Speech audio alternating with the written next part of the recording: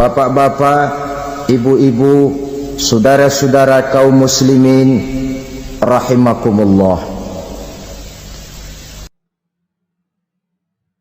Murai di dahan dan koko ayam di kandang. Dunia ini penuh dengan berbagai macam kesibukan. Sejak dari petani yang turun ke ladang, pedagang yang berangkat ke pasar, pelajar yang menuju sekolah, sampai kepada pegawai yang berangkat ke kantor, seluruhnya tidak lain untuk mencari sesuatu yang bernama bahagia. Setiap orang menginginkan kebahagiaan, dan tidak seorang pun menginginkan kesengsaraan dalam kehidupan ini. Namun nyatanya tidak setiap orang yang ingin bahagia mengetahui jalan yang harus ditempuhnya untuk sampai kepada kebahagiaan itu. Maka pada kesempatan pertemuan kali ini saya ingin menyampaikan sebuah hadis dari junjungan kita baginda Nabi besar Muhammad sallallahu alaihi wasallam yang termuat dalam kitab Mukhtarul Ahadits An-Nabawiyah, di mana beliau bersabda, arba'un min sa'adatil mar'i. Ada 4 perkara yang merupakan tanda dari orang bahagia. Saya mau tanya, di antara saudara-saudara yang hadir di sini, apa ada yang kepengen jadi orang sengsara? Ya. Seluruhnya tentu ingin mendapatkan kebahagiaan. Maka menurut resep dari Nabi kita, tanda orang bahagia itu 4. Jadi kalau saudara ingin bahagia, harus mempunyai 4 perkara ini. Yang pertama, orang bahagia itu kata Nabi, darun wasi'un. Punya rumah biar bagus asal gede. Enak ngaturnya, daripada sudah punya rumah kecil adanya di pinggir kali, gubuk, kalau hujan bocor, miring lagi, kiamat. Loh, kalau gitu Islam materialis dong. Hadis ini boleh diartikan dengan makna hakiki, arti yang sebenarnya, boleh diartikan dengan makna majazi, arti kiasan. Kalau dia diartikan dengan arti kias, maka yang dimaksud darun wasi'un ay qalbun wasi'un. Rumah yang luas tidak lain daripada hati yang lapang. Karena di situ kunci kebahagiaan yang sebenarnya. Walaupun kita cuma tinggal di petak berukuran 2 kali 3 meter, kalau hati kita luas rasanya rumah itu. Tapi biar rumah kita halamannya saja puluhan ribu hektar, ada kolam renangnya, kamar tidurnya tidak lagi terhitung. Kalau hati yang menempati rumah itu sempit, maka akan terasa sempit jugalah rumah itu. Tempat bergantungnya tidak lain adalah hati. Marilah kita mencoba melihat berbagai pandangan orang tentang bahagia ini. Ada orang menyangka bahwa bahagia itu kalau dia mendapatkan harta yang sebanyak-banyaknya. Siapa yang banyak harta, dialah raja. Apa yang dia mau, seluruhnya bisa dibeli. Keamanannya, dia bisa menyewa petugas. Seluruh fasilitas untuk menyenangkan kehidupannya bisa dibeli. Pendeknya, hartalah segala-galanya dalam kehidupan. Sampai ada pepatah mengatakan, innad darahima fil amakini kulliha taksur rijala mahabatan wa jalala. Sesungguhnya harta, dinar, dirham, uang di mana-mana selalu bikin hebat orang yang memilikinya. Coba lihat, orang yang punya duit sama yang enggak punya duit, jangan gaya hidupnya, gaya jalannya aja lain.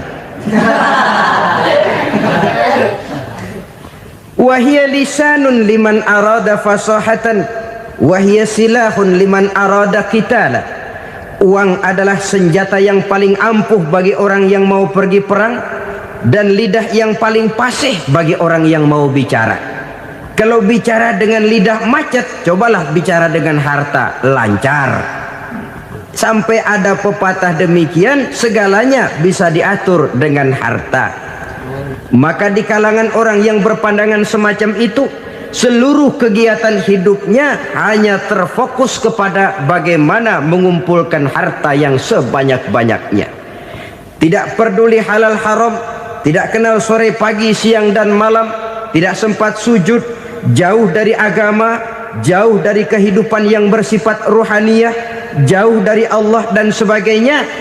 Sampai dalam Al-Quran dikelompokkan dalam kelompok yang dinamakan lumazah. Allazi jama'a malahu wa'addadah yahsabu anna malahu akhladah. Mereka mengumpul-ngumpulkan harta sebanyak-banyaknya dan menyangka bahwa harta yang banyak itu dapat mengekalkan hidupnya, mengekalkan kekayaannya, mengekalkan kebahagiaannya. Saudara hadirin yang berbahagia, kalau pandangan hidup ini benar, artinya kalau harta memang merupakan satu-satunya hal yang dapat membuat orang bahagia, tentu di rumah mewah tidak akan pernah ada tangis derita. Tentu di satu tempat di mana fasilitas hidup serba menunjang tidak ada yang namanya penderitaan. Tapi suka dan duka, sedih dan gembira, senyum dan tawa adalah milik setiap orang, baik dia punya harta maupun dia tidak punya harta. Nyatalah bahwa harta semata-mata bukan merupakan jaminan bahwa orang akan bahagia, walaupun tanpa harta orang sulit untuk bahagia. Saya mau cerita, ada orang super kaya, namanya Aristotle Onassis, raja tanker Yunani. Dia punya kapal tanker saja konon sampai 11 banyaknya. Punya perusahaan penerbangan yang disebut Olympic Airlines. Punya hotel di berbagai kota besar di dunia ini, sejak dari New York, London, Paris, Rome dan sebagainya. Bahkan punya pulau yang dia namakan Pulau Scorpio. Ini kan namanya sudah kaya nggak tanggung-tanggung, punya pulau. Nah, dia punya 2 orang anak, yang satu laki-laki namanya Alexander, yang satu perempuan namanya Maria Onassis. Seluruh harapannya tertumpah kepada anak lakinya Alexander ini, yang akan meneruskan usahanya, meneruskan kekayaannya, meneruskan dinastinya. Apa yang terjadi? Ternyata anak yang dia harapkan yang bernama Alexander ini mati muda dalam kecelakaan pada waktu dia olahraga. Apa olahraganya? Namanya olahraga anak orang kaya, golongan jet set. Olahraganya olahraga pesawat terbang. Jatuh, ya nggak kapungut, habis mati. Tinggal satu anak perempuannya, Maria Onassis. Tapi anak perempuan ini juga malah urakan. Terakhir dia pacaran, bahkan kemudian kawin sama orang Rusia. Rupanya Aristotle Onassis ini broken. Kekayaannya yang berlimpah ruah, perusahaannya yang begitu banyak, siapa yang akan meneruskan? Siapa yang akan menggantikan? Sampai kemudian dia mengurung diri di Pulau Scorpio dan mati di sana secara mengenaskan. Seorang multi jutawan, seorang yang super kaya, mati menyendiri di pulau sepi. Ibarat kata pepatah, anak ayam mati di lumbung. Bukan kekurangan makanan, keurugan makanan. Begitu kehidupan Aristotle Onassis. Dan banyak orang-orang yang sudah demikian kaya sampai dibingungkan oleh kekayaannya sendiri. Telusurilah kehidupan David Rockefeller misalnya, Henry Ford misalnya, Adnan Khashoggi misalnya. Multi jutawan yang kadang-kadang dibuat keder oleh kekayaannya sendiri. Pantas ketika Imam Ali ditawarkan orang, "Ya Ali, kalau kepadamu disuruh pilih ilmu atau harta, kau pilih mana?" Ya jelas pilih ilmu dong. Kenapa? Pertama, ilmu kalau kita berikan kepada orang lain tambah. Tapi harta kalau kita berikan kepada orang lain kurang. Saudara punya uang 10.000, dibagi orang 5.000, jelas uang saudara berkurang. Tapi saudara punya ilmu diberikan kepada orang lain bisa, saudara pun makin mantap. Tidak lantas jadi bodoh karena ngajarin orang. Saudara bisa Fatihah lalu mengajarkan orang Fatihah. Orang bisa, saudara pun makin hafal. Tidak lantas setelah diajarin orang ilmunya hilang. Begitu datang dia minta orang, tolong ajarin saya Fatihah, udah habis, nggak ada.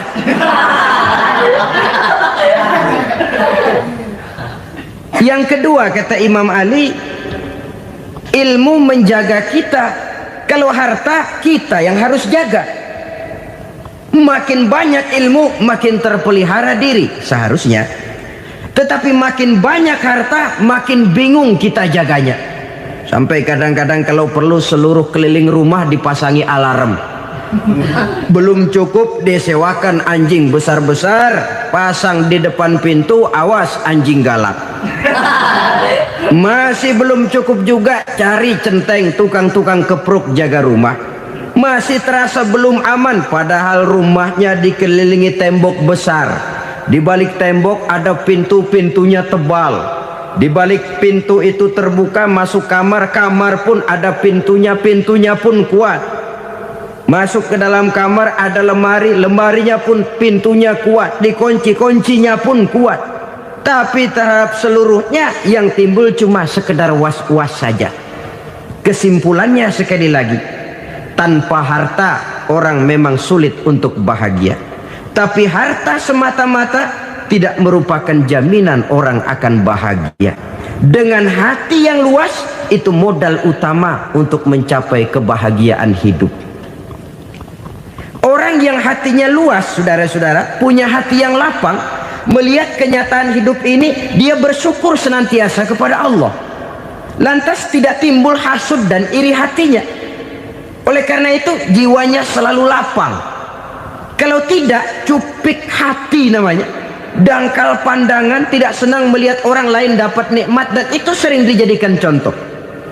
Kalau orang yang lapang dada, dia lihat tetangganya beli TV baru, dia berkata, alhamdulillah ya, tetangga kita beli TV, mudah-mudahan kita bisa ikut nonton. Lapang dadanya. Tapi orang yang sempit hati, lihat tetangga beli televisi, meriang. Enggak diapa-apain, meriang. Besoknya dengar tetangga beli motor, makin sakit, ke rumah sakit. Lalu di rumah sakit dengar tetangganya beli mobil, mati. Disiksa oleh perasaannya sendiri. Orang kalau hati sudah sempit dalam hidup, kemanapun dia pergi, sempit rasanya medan kehidupannya. Kemudian kita melihat juga ada orang yang menilai bahwa bahagia itu katanya kalau punya kedudukan yang tinggi, pangkat yang agung, wibawa yang besar. Mungkin betul, tapi mungkin juga tidak. Bergantung kepada hati orang yang punya pangkat itu. Sama dengan harta tadi. Harta akan membawa bahagia kalau dia jatuh ke tangan orang yang berhati lapang. Tapi harta akan jadi bencana kalau jatuh ke tangan hati orang yang sempit. Pangkat akan membawa bahaya kalau jatuh di tangan hati orang yang sempit. Lebih dari itu, kenyataan mengajarkan kepada kita bahwa ternyata pangkat dan jabatan tidak selamanya memberikan kebahagiaan dalam kehidupan. Bahkan resikonya kelewat besar. Beberapa bukti kita bisa ambil dari para pemimpin dunia yang menjadi korban lantaran pangkat dan jabatan yang disandangnya. Saudara ingat Presiden Abraham Lincoln dan John Kennedy dari Amerika? Dibunuh orang. Park Chung-hee dari Korea Selatan, Ziaur Rahman dari Bangladesh, Anwar Sadat dari Mesir, terakhir Indira Gandhi dari India, menjadi korban dari pangkat dan jabatan yang disandangnya dari orang-orang yang tidak senang dia memegang jabatan itu. Dia akan mudah mengundang bencana. Sehingga pantas kalau seorang presiden terkemuka Amerika, Harry Truman namanya, dia mengatakan jabatan presiden itu, kata dia, seperti orang nunggang macan, naik macan. Harus kita taiki, kalau enggak dia bakal nerekam kita, ngeri katanya. Adapun orang yang hatinya lapang, kalau dia menerima pangkat dan jabatan, dianggapnya itu satu kesempatan untuk berbuat baik. Tapi orang yang berhati sempit, menerima pangkat dan jabatan, bukan kadang-kadang menerima, malah berusaha setengah mati mencapai dengan segala cara. Kalau perlu jilat atas, jilat atas. Jadi golongan sumuhun dawuh. Jadi kelompok kulon nuwun, yes sir, yang kerjanya cuma oke bos. Kalau perlu jilat atas, jilat atas. Kalau perlu injak yang bawah, injak yang bawah. Perlu sikut kiri kanan, sikut kiri kanan. Yang penting pangkat dapat, jabatan dapat.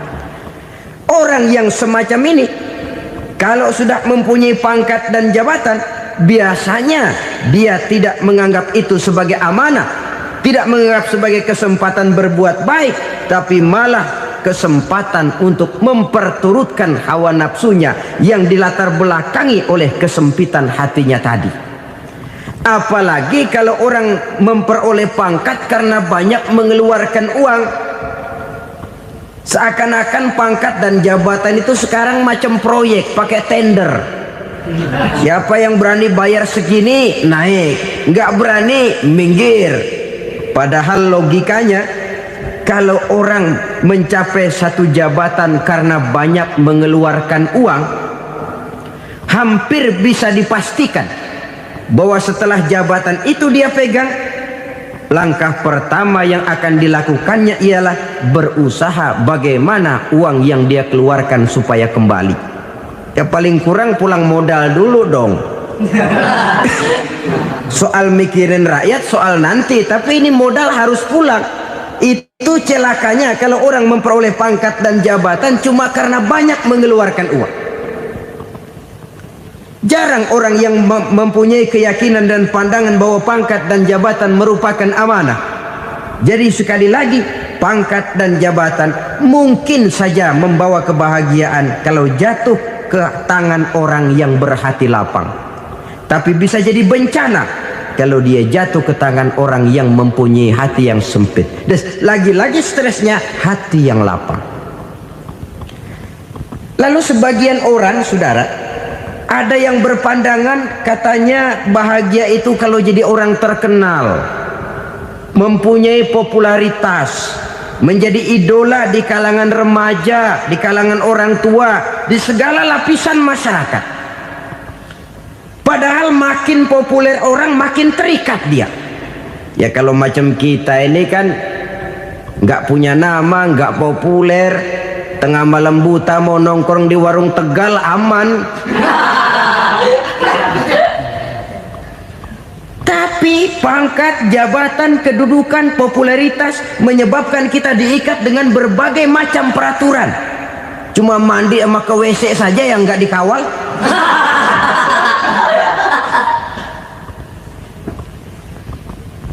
Benarkah popularitas, ketenaran membawa kebahagiaan? Mungkin ya, tapi mungkin juga tidak. Kenapa? Banyak orang-orang populer yang mengakhiri hidupnya secara tragis. Kita ambil beberapa nama. Di Amerika tahun 60-an ada bintang seksi paling terkenal yang dijuluki seks bom. Bom seks. Sampai sekarang jadi legenda, namanya Marilyn Monroe. Singkatan dobelnya itu inisialnya MM, Marilyn Monroe. Terkenal top sampai dia mati tahun 62, namanya sekarang masih saja dibicarakan orang. Kenapa dia bunuh diri? Tidak punya hartakah dia? Banyak. Kurang populerkah dia? Seluruh dunia mengenalnya. Sejak rakyat kecil sampai pejabat tinggi dia punya hubungan. Kenapa? Jenuh. Dia terlahir dalam keadaan yatim. Setelah itu tidak lama dia berangkat remaja, ibunya meninggal. Pindah dari wanita asuh ke wanita asuh sampai 12 orang ibu angkatnya. Dan kekecewaan yang paling parah, setiap laki-laki yang dekat dengannya hanya seperti kapal berlabuh, datang dan pergi silih berganti. Padahal dia merindukan seseorang yang bisa melindungi hidupnya. Dia rindukan itu dan dia tidak pernah menemukan. Itu yang akhirnya menyebabkan dia minum pil tidur kelewat dosis, minum obat tidur kebanyakan, ya tidur terus sampai sekarang.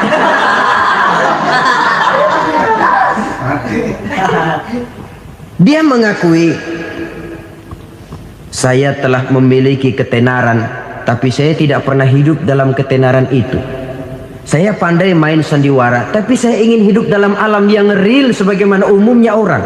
Itu yang dia rindukan. Menyusul jejak yang namanya Marilyn Monroe ini, Billie Holiday, saudara kenal tentu, di rumah sakit dirawat. Dia juga minum obat overdosis, mati lagi.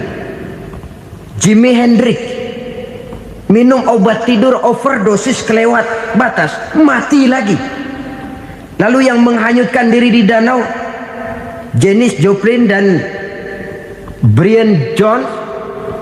Ini orang-orang populer, orang-orang terkemuka yang mengakhiri hidup secara tragis, bukan karena tidak terkenal, mungkin karena sudah saking terkenalnya.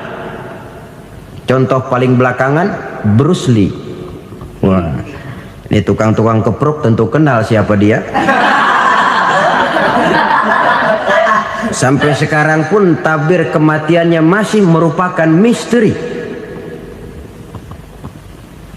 Dan yang masih hidup juga menunjukkan gejala yang aneh. Michael Jackson, rumahnya di Beverly Hills itu dijaga sedemikian rupa, dan dia selalu curiga kepada setiap makanan harus steril, bersih dari segala macam kimia. Kemana dia pergi, itu tukang-tukang keprok sudah selalu menjaga dan mengawal, dan dia seakan takut menunjukkan mukanya yang asli. Hingga kalau tampil ke tengah di luar show, dia kadang memakai pakaian yang tidak menunjukkan dia yang sebenarnya, takut dikenali orang.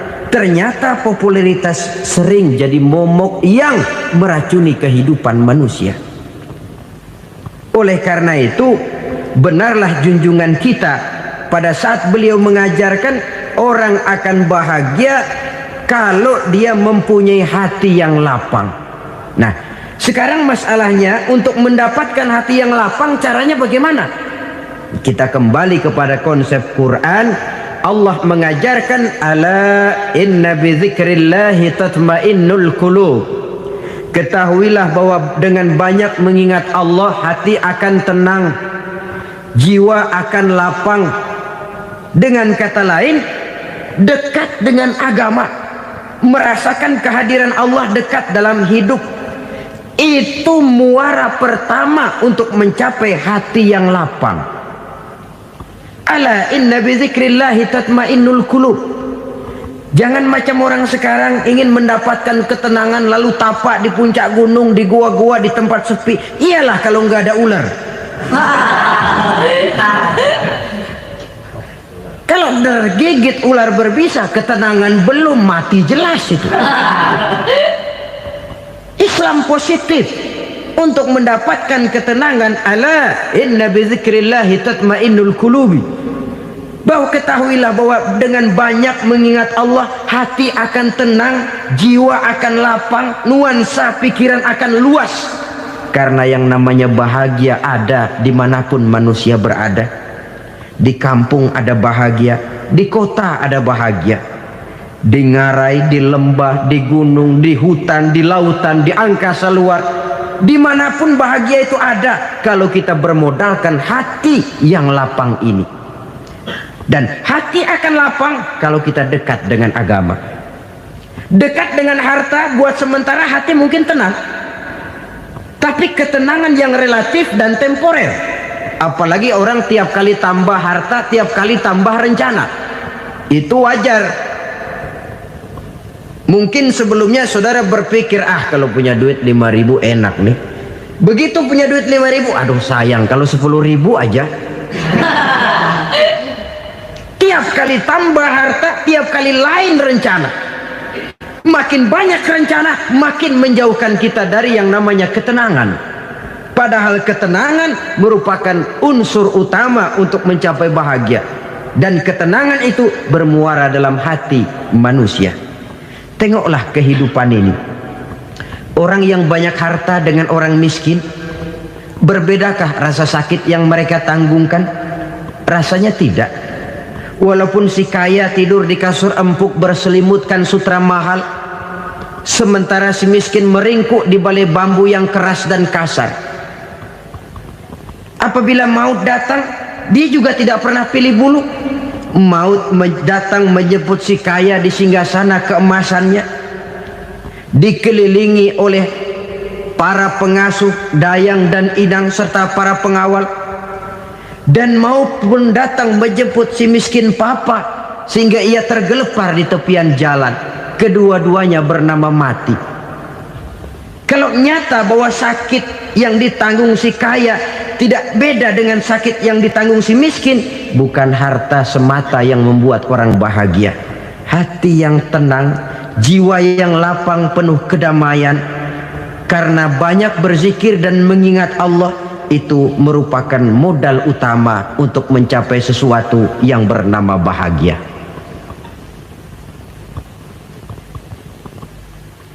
Saudara hadirin yang saya hormati, inilah yang pertama dari 4 ciri yang digambarkan oleh Nabi tentang tanda-tanda orang bahagia.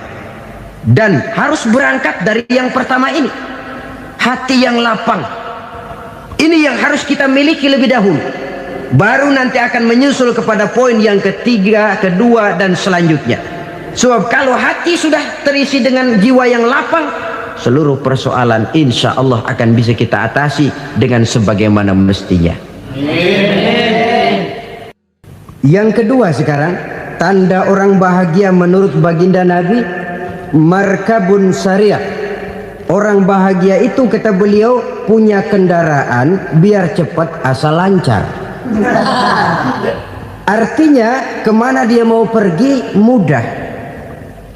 Apa maksud hadis ini? Kalau kita kaji lebih dalam, kendaraan itu kan alat transportasi. Transportasi tidak lain adalah usaha memudahkan komunikasi. Pindah dari situ kepada teori bahwa manusia adalah zon political, makhluk bermasyarakat yang tidak bisa memenuhi kebutuhan hidupnya secara sendirian. Kita memerlukan keberadaan orang lain dalam kehidupan ini. Untuk memakai baju saja kita sudah perlukan petani yang tanam kapas, pabrik yang memintal kapas jadi benang, pabrik yang menenun benang jadi kain, sampai kepada mesin jahit, sampai kepada tukang jahit. Itu cuma untuk memakai pakaian saja. Tidak seorang pun di antara kita yang sanggup memenuhi kebutuhan hidupnya secara sendiri. Kita perlu orang lain. Maka kebebasan dalam arti mutlak, kebebasan tanpa batas, itu tidak mungkin ada dalam kehidupan. Karena kita mengadakan yang disebut interaksi sosial. Setiap kegiatan kita tentu melibatkan orang lain. Menurut kita barangkali kita bebas jalan di jalan raya semaunya, tapi orang lain berkendaraan pun merasa bahwa ini ada juga jalan haknya, dan begitu selanjutnya. Oleh karena itu, maksud dari kendaraan yang cepat ini adalah khulata'uhu ma'as solihin. Lingkungan pergaulannya terdiri dari orang-orang soleh. Pergaulannya luas. Kemana dia pergi ada temannya. Kesulitannya ada tempat dia cerita. Dan kesulitan kalau sudah diceritakan kepada orang lain, taruh kata orang itu tidak bisa menolong, namun menceritakannya kepada orang yang kita percayai, kan paling kurang sudah mengurangi beban jiwa, mengurangi tanggungan batin, merasa masih ada tempat kita cerita. Maka lebih baik orang awam yang mau bergaul ketimbang orang setengah alim tapi ngunci pintu. Sebab nantinya akan timbul sikap picik, cupik pandangan, dan tidak luas menghadapi kenyataan dalam kehidupan ini. Namun yang harus kita garis bawahi, pergaulan memang mesti luas. Namun jangan sekali-kali lupa bahwa pergaulan sangat besar pengaruhnya dalam ikut membentuk kepribadian manusia. Sehari-hari bisa kita bilang, kalau kita dekat sama tukang minyak wangi, sekalipun nggak dibagi minyaknya, baunya tentu dapat. Betul? Tapi dekat sama tukang elas, walaupun nggak kena apinya, asapnya mesti kena. Kalau Syauqi mengatakan lebih jelas lagi, man asyaral asrafa asa musyarrafan wa muasyiral anzali ghairu musyarrafin.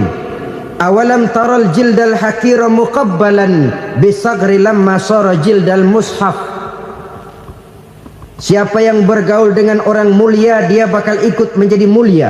Tapi siapa yang berteman dengan orang hina, dia tidak bakal ikut menjadi mulia.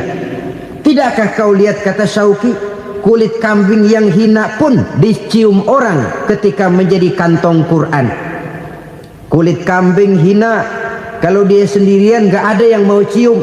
Tapi begitu dia bergaul dengan Quran, menjadi kantong Quran, dipakein minyak wangi, ditaruh di tempat yang tinggi, mau diambil dicium dulu, dibawa dengan penuh hormat dan hati-hati. Kulit kambing yang hina lantaran berteman dengan Quran, numpang mujur. Tapi coba lihat kalau kulit kambing berteman dengan kayu, jadi beduk, habis. Zohor dikemplang, asar dipukul. Itu pun sedikit saja, cuma salah milih teman. Yang temannya Quran dihormati orang, yang temannya kayu lantaran jadi beduk, gelap-gelap subuh orang udah kemplangnya.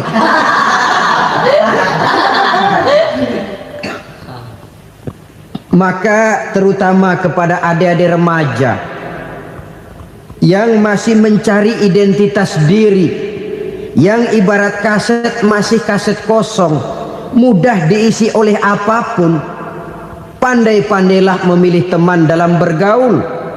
Karena banyak orang yang tadinya baik-baik, ketika terseret dalam pergaulan dengan orang yang tidak baik, kebaikannya menjadi lentur dan luntur. Tapi berapa banyak bajingan-bajingan tengik, orang-orang yang berlumur noda dan dosa, tiap hari melakukan maksiat, namun bergaul dengan orang yang baik-baik, pada akhirnya sedikit demi sedikit beringsut dan berangsur dia terbiasa mengikuti kebaikan-kebaikan. Saya tekankan ini kepada remaja karena mereka masih mencari identitas diri. Apa yang mereka lihat mereka mau, apa yang mereka dengar mereka ingin tahu. Coba lihat kehidupan remaja. Pulang nonton film Rambo, pengen jadi Rambo, gagah, maunya belekai melulu. Pulang nonton film Superman, pengen bisa terbang. Pulang nonton India, nyanyi melulu. Wajar, mereka masih mencari identitas diri. Saya ini sebenarnya siapa? Lingkungan, pergaulan akan membentuk itu. Karena itu pandai-pandailah bergaul, karena ia sangat besar pengaruhnya dalam ikut membentuk kepribadian manusia. Apalagi sifat yang jelek lebih cepat menularnya ketimbang sifat yang baik. Sifat yang baik, watak yang soleh itu lambat sekali untuk menular. Tapi yang tidak baik, kan prosesnya mah kalau remaja biasanya mula-mula dengar. Karena dengar lalu pengen tahu. Karena pengen tahu lalu ngeliatin. Begitu ngeliatin kan pengen nyobain. Setelah nyobain ketagihan. Nah, ini prosesnya. Yang namanya ganja, morfin, narkotik, awalnya kan begitu. Mula-mula denger katanya kalau sudah fly to the sky, sudah melayang ke langit katanya, disitulah puncak kebahagiaan. Mulanya cuma denger. Karena denger pengen tahu. Karena pengen tahu lalu ngeliat, kumpul sama orang yang suka ngeganja. Setelah ngeliat, nah pengen ngerasain. Begitu ngerasain enak juga, ketagihan. Kalau sudah ketagihan jadi penyakit kronis, bisa merembet kepada yang lain. Iya, kalau orang tuanya mampu untuk beli morfin, beli ganja. Kalau tidak kan pikirannya ngayap, jemuran siapa ya gue sabet. Timbullah perbuatan-perbuatan negatif yang bermula dari salah pergaulan. Apalagi buat adik-adik remaja yang tinggal di kota-kota besar, yang pengaruh budaya, pengaruh kesenian, pengaruh struktur kehidupan yang nampak makin individualistis, di mana persaingan tajam, tensi ekonomi tinggi, orang mudah mengalami stres. Pandai-pandailah dalam bergaul, sekali lagi, karena ia sangat besar pengaruhnya dalam ikut membentuk kepribadian manusia. Orang bahagia punya kendaraan yang cepat, artinya punya pergaulan yang luas, dan lingkungan pergaulannya terdiri dari orang-orang yang soleh. Kemana dia pergi ada teman, kesulitannya ada tempat dia cerita. Tapi kalau sudah menyendiri, hidup sendiri, kesulitan dipikiri sendiri, bisa mati belum waktunya. Tidak ada tempat berbagi rasa, tidak ada tempat bercerita, tidak ada tempat mengurangi beban dalam kehidupan. Pantas betul kalau Islam sangat menggalakkan dan menganjurkan orang kalau sudah sampai waktunya itu untuk melangsungkan nikah. Kata Nabi, ya ma'syaras syabab man istata'a minkumul ba'at falyatazawwaj. Hai para pemuda, kalau sudah mampu memberi nafkah, kawinlah, nikahlah kamu. Kenapa? Sudah ada teman hidup, tempat berbagi rasa. Kesulitan kalau ada tempat cerita akan lebih ringan ketimbang kita telan sendiri, walaupun bobot kesulitannya sama beratnya. Saudara-saudara kaum muslimin rahimakumullah, inilah ciri yang kedua, punya kendaraan biar cepat asal lancar. Kemana kita mau pergi gampang. Dengan kata lain, setelah hati yang luas, pergaulan yang luas. Dua. Yang ketiga sekarang, tanda orang bahagia itu menurut Nabi, misbahun mudhi'un, punya lampu yang terang. Oh, itu enggak problem. Sekarang sudah zamannya listrik masuk desa, Pak. Lampu sudah terang semua. Betul, kalau itu yang dimaksud. Tapi tidak cuma itu. Karena lampu yang dimaksud di sini, lampu yang akan menerangi seluruh perjalanan hidup. Dan perjalanan hidup itu sudah dimulai sejak kita terlahir ke alam ini, sampai masuk ke alam barzah, kumpul di padang mahsyar, sampai ke akhirat. Lampu yang menerangi itu yang diperlukan. Kalau lampu, katakanlah yang paling top sekarang kan lampu jenis Mercury. Taruhlah itu di rumah kita, dia cuma menerangi rumah kita, menerangi hati pun tidak sanggup. Bila kita masuk ke alam barzah, alam kubur, sanggupkah si Mercury yang begitu terang menerangi alam barzah kita? Tidak sanggup lagi. Sanggupkah lampu yang ratusan watt, bahkan puluhan ribu watt menerangi kehidupan di padang mahsyar? Tidak akan sanggup lagi. Kalau demikian, yang dimaksud lampu yang terang di sini apa? Tidak lain amal soleh, kebajikan yang kita lakukan dalam hidup. Itu yang akan jadi lampu penerang. Di dunia nama kita akan terang, jasad kita boleh hancur terkubur tanah, tapi nama kita akan dikenang orang. Begitulah kalau orang meninggalkan kebajikan dalam hidup seperti sekarang. Ribuan orang tiap saat berziarah ke kubur Imam Syafi'i, ke kubur Imam Malik, ke kubur Imam Ghazali, ke kubur orang yang baik-baik, orang yang soleh-soleh. Kebajikannya yang ditinggalkan, yang mengukir namanya dengan tinta emas, sehingga saudara sudah terbaring di alam kubur. Orang lewat, Allah, ini kuburannya Fulan bin Fulan, dulu ini kebaikannya Masya Allah, saya ikut merasakan. Mari kita mampir sebentar, kita Fatihah, mohon disampaikan Allah pahalanya kepada almarhum. Al-Fatihah.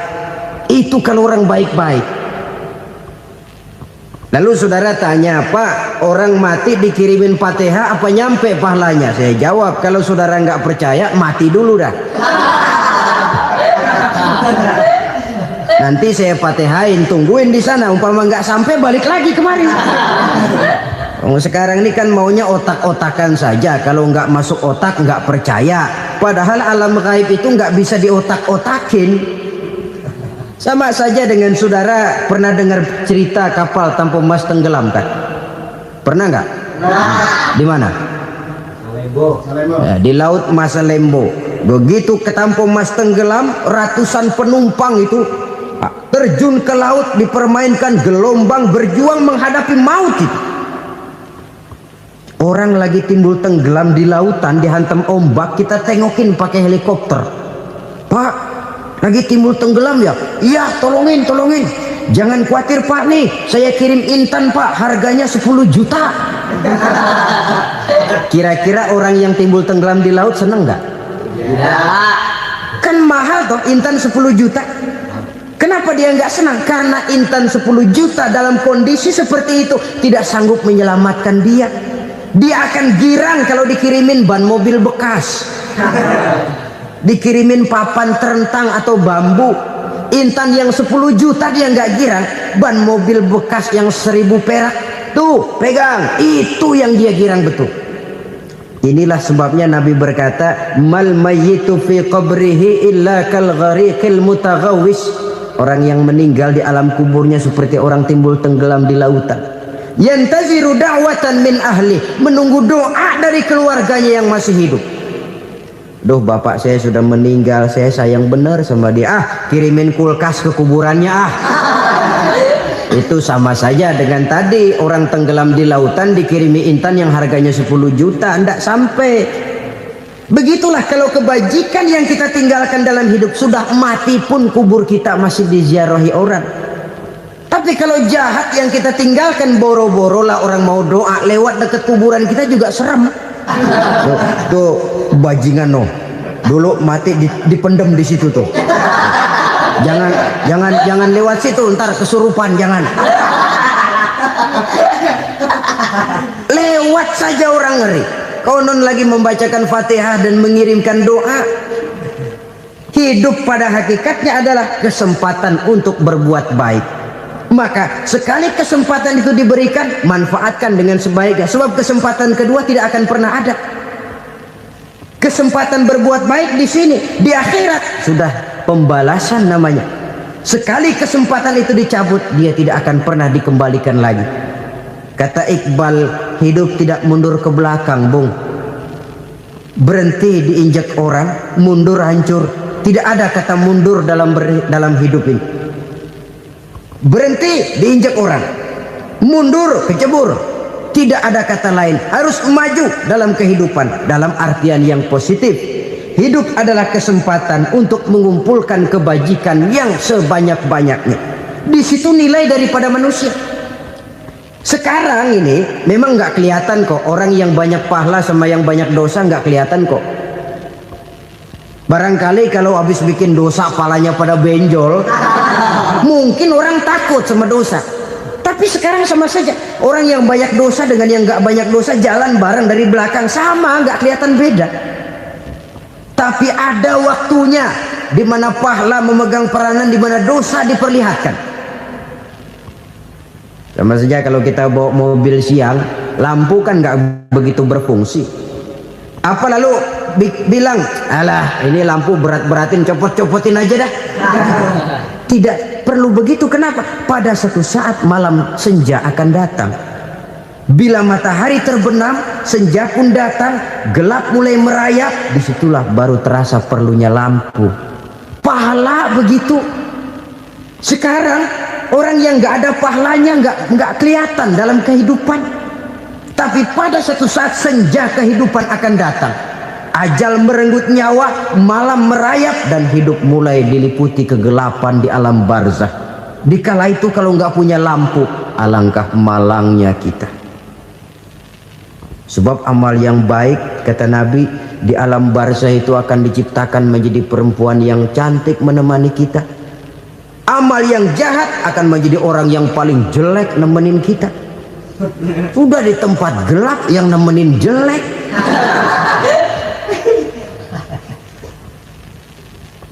Kaum muslimin rahimakumullah. Kalau demikian masalahnya, tergantunglah kita pandai memanfaatkan waktu. Al-waktu kasayf, waktu itu cepat sekali. Yang namanya waktu itu tahu-tahu. Tahu-tahu udah tahun 87. Tahu-tahu udah begitu. Tahu-tahu yang kemarin anak-anak, sekarang udah pada punya anak. tahu-tahu saja itu. Begitu cepat waktu berlalu. Kalau tidaklah pandai kita memanfaatkannya, akan rugi kita. Nabi bersabda, "Man kana yaumuhu khairun min amsihi fahuwa rabih." Barang siapa yang hari ini lebih baik daripada hari kemarin, itu orang untung. Hari ini lebih baik daripada kemarin. Bulan ini lebih baik dari bulan kemarin. Tahun ini lebih baik dari tahun kemarin. Itu orang yang beruntung. Tahun kemarin sembayangnya maghrib doang, sekarang udah tambah isya. Tahun kemarin cuman Idul Fitri aja ngancem bener, sekarang udah tambah Jumat, lalu tambah lagi maghrib, tambah lagi isya, dan selanjutnya. Hari ini lebih baik daripada kemarin, itu orang yang beruntung. Wa man kana yaumuhu mislu amsihi fahuwa khasir. Lalu barang siapa yang hari ini sama saja dengan hari kemarin, itu orang rugi. Hari ini sama dengan kemarin, rugi itu.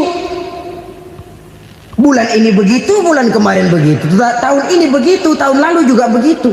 Rugi itu orang. Rugi apa? Rugi umur. Umur tambah, amalan gak pernah tambah. Dan saya pikir lebih merupakan azab ketimbang nikmat kalau orang dikasih panjang umur cuma untuk numpuk dosa. Mending mana? Panjang umur banyak dosa sama pendek umur dikit dosa? Mending mana? Mending mana? Ya, paling mending tentu panjang umur banyak pahala. Tapi kalau tidak, sekali lagi, lebih merupakan azab ketimbang nikmat kalau orang diberikan panjang umur tapi cuma untuk sekedar menumpuk dosa. Kehilangan kesadaran bahwa dunia bukan terminal akhir dari satu perjalanan. Dia cuma halte di mana kita berhenti sebentar untuk menuju kepada terminal yang hakiki. Saudara-saudara kaum muslimin rahimakumullah, inilah lampu yang akan menerangi kehidupan. Amal yang kita lakukan di dalam kehidupan. Jadi yang dimaksud dengan lampu yang terang, kebajikan yang kita kerjakan dalam hidup. Nah, setiap orang di awal tadi saya bilang ingin bahagia. Bahagia itu kan hakikatnya kumpulan senang dan selamat. Senang, selamat. Apa bedanya? Senang tapi tidak selamat, nggak bahagia. Selamat tapi nggak senang, nggak bahagia orang. Contoh, kalau orang korupsi, duitnya banyak, senang dia, tapi keselamatannya. Ada tentara baris di samping rumahnya udah bingung, padahal tentara latihan. Tentara cuma latihan, dia bingung. Senang, tapi karena keselamatannya tidak terjamin, dia tidak bahagia. Sebaliknya pegawai negeri jujur benar, cuma segaji-gajinya, selamat nggak korupsi, tapi melarat, ya nggak bahagia juga, kurang senang. Kesenangan dan keselamatan untuk dunia saja, ya sekali lagi, kalau cuma sekedar untuk dunia saja, bisa dibeli pakai uang. Bisa dibeli pakai uang. Saudara ingin selamat, bisa dibeli pakai uang. Saudara ingin senang, bisa dibeli dengan uang. Tapi setelah mati, masuk ke alam barzah, habis kekuasaan uang. Nggak bisa lagi beli keselamatan pakai uang, tidak mungkin lagi membeli kesenangan dengan uang. Di situ pahala yang megang peranan. Makin banyak pahala, makin banyak saham untuk membeli kesenangan dan keselamatan, untuk memperoleh yang namanya bahagia. Dan jangan lupa loh, di alam barzah kita nggak sebentar, menunggu datangnya kiamat. Loh iya, kalau kita begitu dikuburin terus kiamat datang, untung. Tapi kalau masih harus 1000, 2000, puluhan ribu tahun yang akan datang, dalam satu penantian yang begitu lama, tanpa saham untuk memperoleh kebahagiaan, satu kemalangan yang tidak ada pernah putus-putusnya. Janganlah tergelincir oleh kebahagiaan sebentar yang menipu dengan mengorbankan kebahagiaan hakiki yang berjangka panjang. Apa artinya senyum sejenak kalau harus ditebus dengan tangis seumur hidup? Biarlah kita minum jamu, pahit memang, getir memang, tapi kan besok badan sehat. Daripada sekarang minum sirup, manis memang, enak memang, tapi bibir pada jontor besok. sirawan, batuk, nggak karu-karuan. Banyak orang tertipu oleh kesenangan yang sebentar, padahal laisa kullu ma yalma'u zahaban. Belum tentu semua yang berkilat itu emas, belum tentu semua yang gemerlap itu intan. Karena itu marilah manfaatkan kesempatan yang diberikan Allah ini untuk mengumpulkan kebajikan yang sebanyak-banyaknya.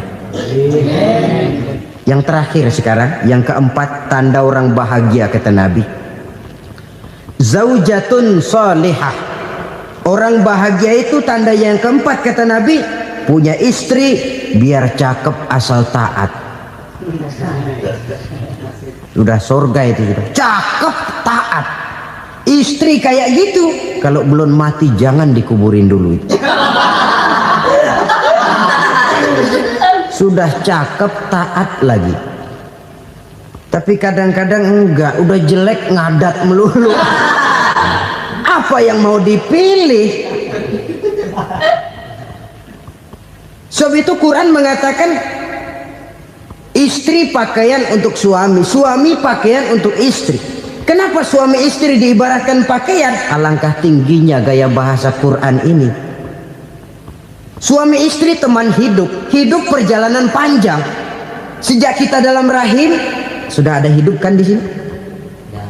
Sampai ke alam dunia, masuk ke alam barzah, kumpul di padang mahsyar, sampai menuju akhirat, itu perjalanan hidup. Carilah istri atau suami teman hidup yang membawa manfaat tidak hanya kehidupan di dunia ini, sampai di alam barzah, sampai di padang mahsyar. Suaminya mungkin meninggal lebih dulu atau istrinya mungkin meninggal lebih dulu, tapi suami atau istri yang masih hidup berbuat kebajikan. Suami saya meninggal, ada hartanya, saya sedekahkan, niat pahala untuk almarhum suami saya. Ini teman hidup, tidak dibatasi dan tidak bisa dipisahkan oleh maut sekalipun.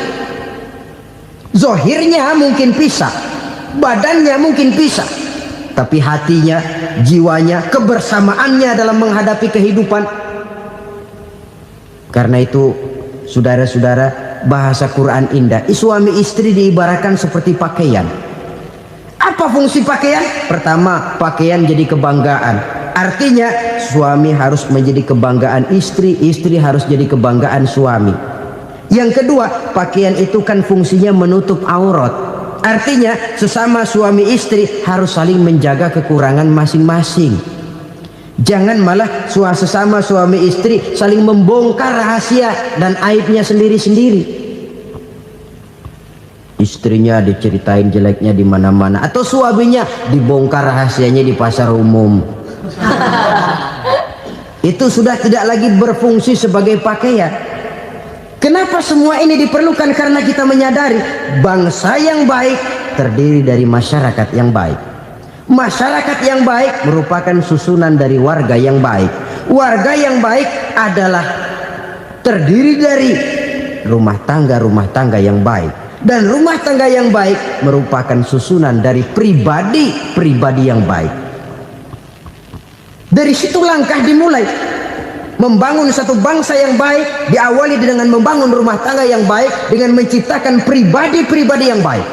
Sehingga dari sini diharapkan berkembanglah nilai-nilai kebaikan. Orang akan bahagia mempunyai istri yang soleh. Kenapa? Tidak ada seorang suami bisa sukses jadi apapun dia, apapun profesinya. Dokterkah, kiaikah, mubalikah, petanikah, pengusahakah, pejabat tinggikah, tidak ada seorang suami yang bisa sukses tanpa peran serta istrinya. Walaupun memang peranan itu tidak begitu kelihatan, tapi sangat menentukan. Karena itu, saudara hadirin yang saya hormati, Islam sangat menghargai kaum wanita, memberikan kedudukan yang tinggi sepanjang tidak mematikan kodrat kewanitaannya. Nah,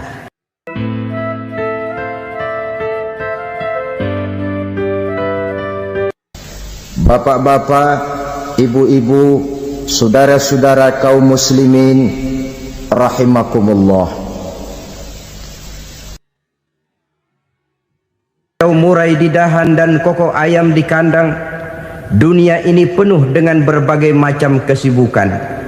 Sejak dari petani yang turun ke ladang, pedagang yang berangkat ke pasar, pelajar yang menuju sekolah, sampai kepada pegawai yang berangkat ke kantor, seluruhnya tidak lain untuk mencari sesuatu yang bernama bahagia.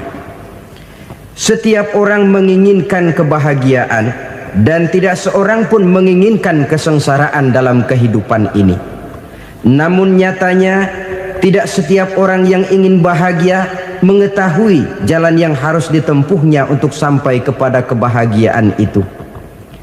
Maka pada kesempatan pertemuan kali ini, saya ingin menyampaikan sebuah hadis dari junjungan kita baginda Nabi besar Muhammad sallallahu alaihi wasallam yang termuat dalam kitab Mukhtarul Ahadits An-Nabawiyah, di mana beliau bersabda, arba'un min sa'adatil mar'i. Ada 4 perkara yang merupakan tanda dari orang bahagia. Saya mau tanya, di antara saudara-saudara yang hadir di sini, apa ada yang kepengen jadi orang sengsara? Ya. Seluruhnya tentu ingin mendapatkan kebahagiaan.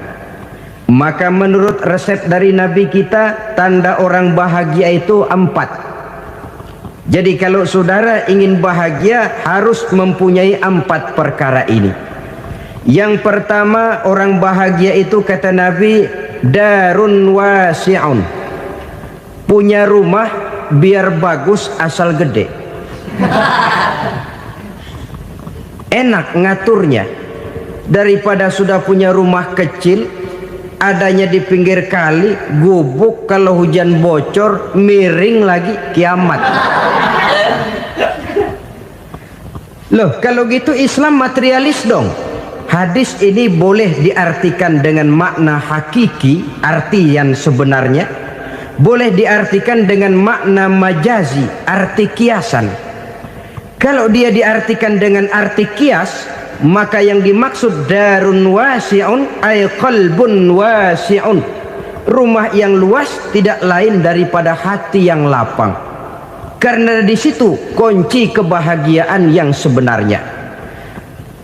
Walaupun kita cuma tinggal di petak berukuran 2 kali 3 meter, kalau hati kita luas-luas rasanya rumah itu. Tapi biar rumah kita halamannya saja puluhan ribu hektar, ada kolam renangnya, kamar tidurnya tidak lagi terhitung. Kalau hati yang menempati rumah itu sempit, maka akan terasa sempit jugalah rumah itu. Tempat bergantungnya tidak lain adalah hati. Marilah kita mencoba melihat berbagai pandangan orang tentang bahagia ini. Ada orang menyangka bahwa bahagia itu kalau dia mendapatkan harta yang sebanyak-banyaknya. Siapa yang banyak harta, dialah raja. Apa yang dia mau, seluruhnya bisa dibeli. Keamanannya, dia bisa menyewa petugas. Seluruh fasilitas untuk menyenangkan kehidupannya bisa dibeli. Pendeknya, hartalah segala-galanya dalam kehidupan. Sampai ada pepatah mengatakan, innad darahima fil amakini kulliha taksur rijala mahabatan wa jalala. Sesungguhnya harta, dinar, dirham, uang di mana-mana selalu bikin hebat orang yang memilikinya. Coba lihat, orang yang punya duit sama yang enggak punya duit, jangan gaya hidupnya, gaya jalannya aja lain. Wahia lisanun liman arada fasahatan, wahia silahun liman arada qitala.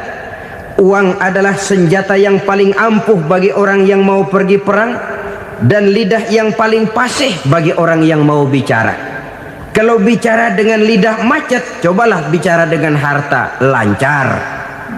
Sampai ada pepatah demikian, segalanya bisa diatur dengan harta.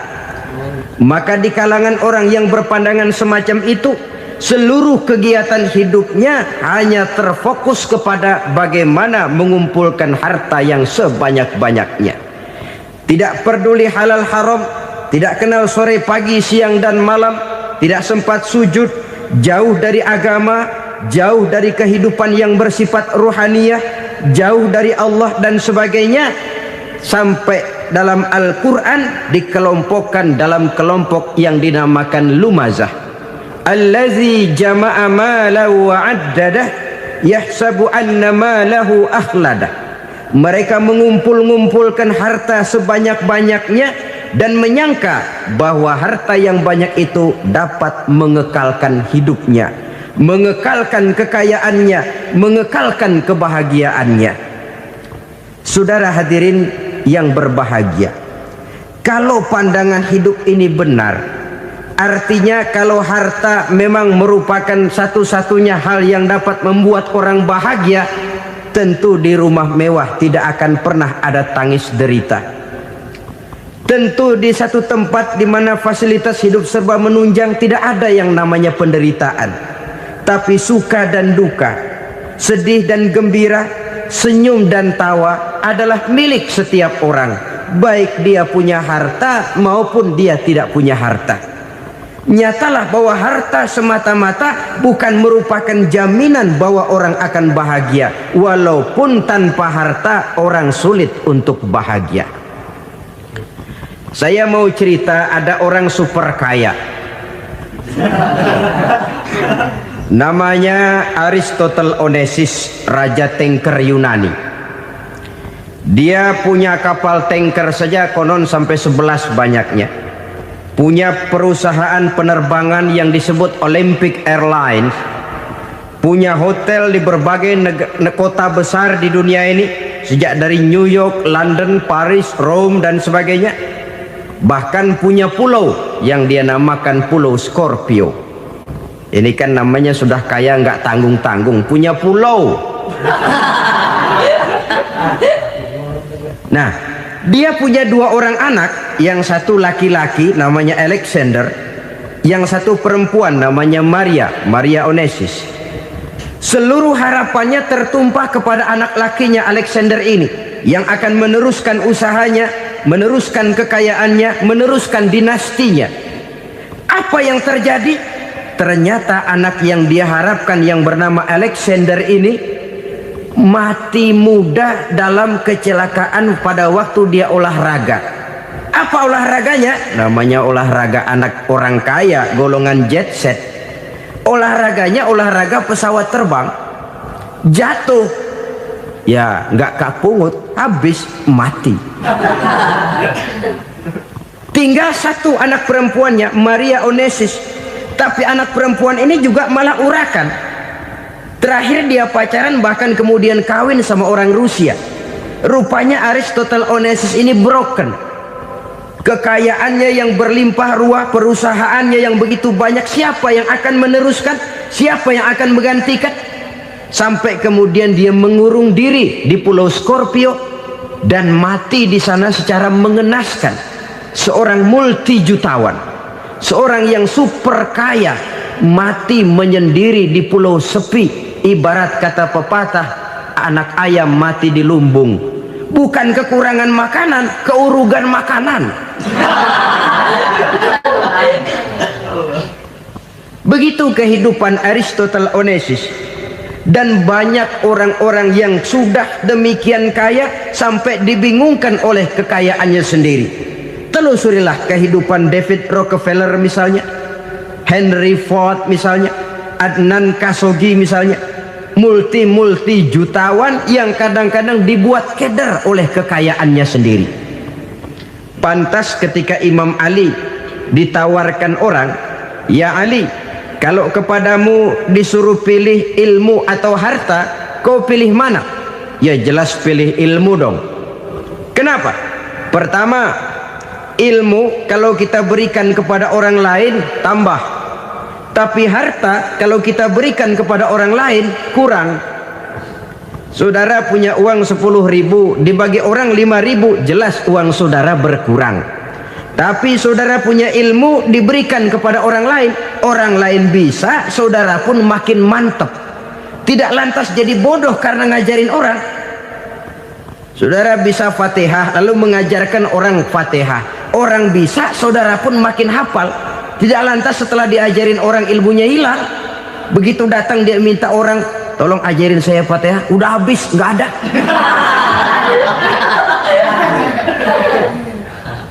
Yang kedua kata Imam Ali, ilmu menjaga kita. Kalau harta kita yang harus jaga. Makin banyak ilmu makin terpelihara diri seharusnya. Tetapi makin banyak harta makin bingung kita jaganya. Sampai kadang-kadang kalau perlu seluruh keliling rumah dipasangi alarm. Belum cukup disewakan anjing besar-besar, pasang di depan pintu, awas anjing galak.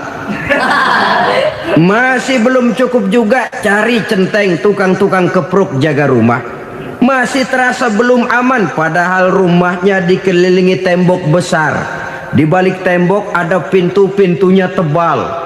Di balik pintu itu terbuka masuk kamar, kamar pun ada pintunya, pintunya pun kuat. Masuk ke dalam kamar ada lemari, lemarinya pun pintunya kuat, dikunci, kuncinya pun kuat. Tapi terhadap seluruhnya yang timbul cuma sekedar was-was saja. Kesimpulannya sekali lagi, tanpa harta orang memang sulit untuk bahagia. Tapi harta semata-mata tidak merupakan jaminan orang akan bahagia. Dengan hati yang luas, itu modal utama untuk mencapai kebahagiaan hidup. Orang yang hatinya luas, saudara-saudara, punya hati yang lapang, melihat kenyataan hidup ini, dia bersyukur senantiasa kepada Allah. Lantas tidak timbul hasud dan iri hatinya. Oleh karena itu jiwanya selalu lapang. Kalau tidak, cupik hati namanya, dangkal pandangan, tidak senang melihat orang lain dapat nikmat, dan itu sering dijadikan contoh. Kalau orang yang lapang dada, dia lihat tetangganya beli TV baru, dia berkata, alhamdulillah ya, tetangga kita beli TV, mudah-mudahan kita bisa ikut nonton. Lapang dadanya. Tapi orang yang sempit hati, lihat tetangga beli televisi, meriang. Enggak diapa-apain, meriang. Besoknya dengar tetangga beli motor, makin sakit, ke rumah sakit. Lalu di rumah sakit dengar tetangganya beli mobil, mati. Disiksa oleh perasaannya sendiri. Orang kalau hati sudah sempit dalam hidup, kemanapun dia pergi, sempit rasanya medan kehidupannya. Kemudian kita melihat juga ada orang yang menilai bahwa bahagia itu katanya kalau punya kedudukan yang tinggi, pangkat yang agung, wibawa yang besar. Mungkin betul, tapi mungkin juga tidak. Bergantung kepada hati orang yang punya pangkat itu. Sama dengan harta tadi. Harta akan membawa bahagia kalau dia jatuh ke tangan orang yang berhati lapang. Tapi harta akan jadi bencana kalau jatuh ke tangan hati orang yang sempit. Pangkat akan membawa bahaya kalau jatuh di tangan hati orang yang sempit. Lebih dari itu, kenyataan mengajarkan kepada kita bahwa ternyata pangkat dan jabatan tidak selamanya memberikan kebahagiaan dalam kehidupan. Bahkan resikonya kelewat besar. Beberapa bukti kita bisa ambil dari para pemimpin dunia yang menjadi korban lantaran pangkat dan jabatan yang disandangnya. Saudara ingat Presiden Abraham Lincoln dan John Kennedy dari Amerika? Dibunuh orang. Park Chung-hee dari Korea Selatan, Ziaur Rahman dari Bangladesh, Anwar Sadat dari Mesir, terakhir Indira Gandhi dari India, menjadi korban dari pangkat dan jabatan yang disandangnya dari orang-orang yang tidak senang dia memegang jabatan itu.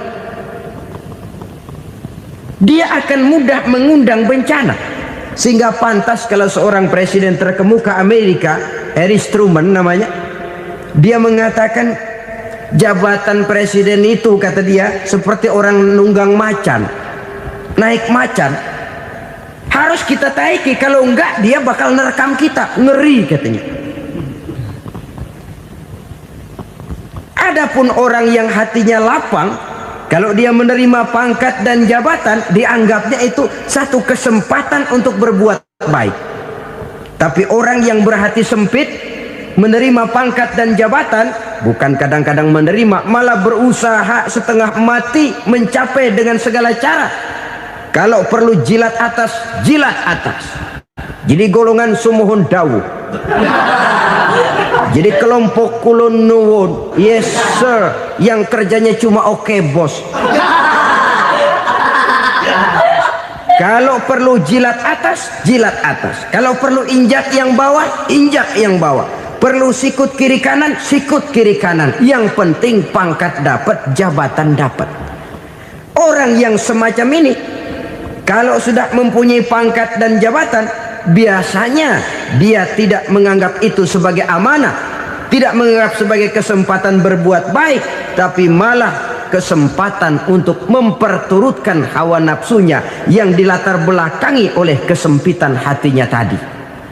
Apalagi kalau orang memperoleh pangkat karena banyak mengeluarkan uang, seakan-akan pangkat dan jabatan itu sekarang macam proyek pakai tender. Siapa yang berani bayar segini naik, nggak berani minggir.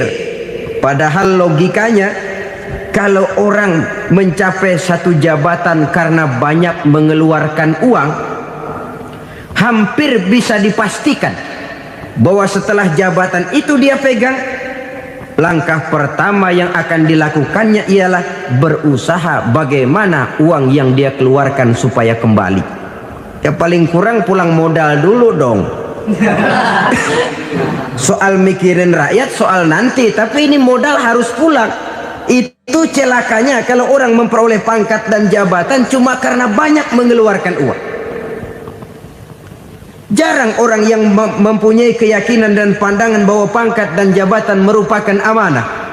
Jadi sekali lagi, pangkat dan jabatan mungkin saja membawa kebahagiaan kalau jatuh ke tangan orang yang berhati lapang, tapi bisa jadi bencana kalau dia jatuh ke tangan orang yang mempunyai hati yang sempit. Dan lagi-lagi stresnya hati yang lapang.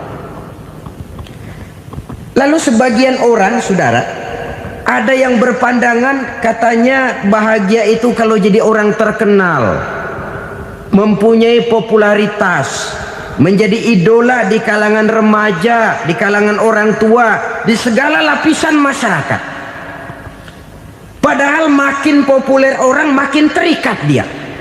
Ya kalau macam kita ini kan nggak punya nama, nggak populer, tengah malam buta mau nongkrong di warung Tegal aman.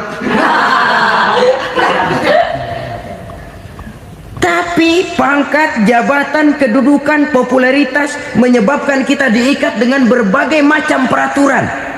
Cuma mandi sama ke WC saja yang nggak dikawal.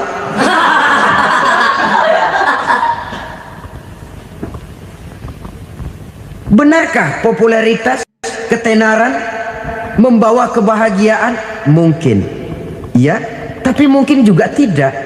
Kenapa? Banyak orang-orang populer yang mengakhiri hidupnya secara tragis. Kita ambil beberapa nama.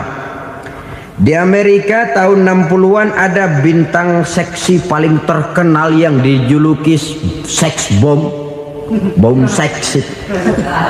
Sampai sekarang jadi legenda, namanya Marilyn Monroe.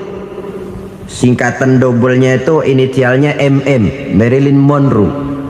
Terkenal top sampai dia mati tahun 62, namanya sekarang masih saja dibicarakan orang. Kenapa dia bunuh diri? Tidak punya hartakah dia? Banyak. Kurang populerkah dia? Seluruh dunia mengenalnya. Sejak rakyat kecil sampai pejabat tinggi dia punya hubungan. Kenapa? Jenuh. Dia terlahir dalam keadaan yatim. Setelah itu tidak lama dia berangkat remaja, ibunya meninggal, pindah dari wanita asuh ke wanita asuh sampai 12 orang ibu angkatnya. Dan kekecewaan yang paling parah, setiap laki-laki yang dekat dengannya hanya seperti kapal berlabuh, datang dan pergi silih berganti. Padahal dia merindukan seseorang yang bisa melindungi hidupnya. Dia rindukan itu dan dia tidak pernah menemukan. Itu yang akhirnya menyebabkan dia minum pil tidur kelewat dosis, minum obat tidur kebanyakan, ya tidur terus sampai sekarang.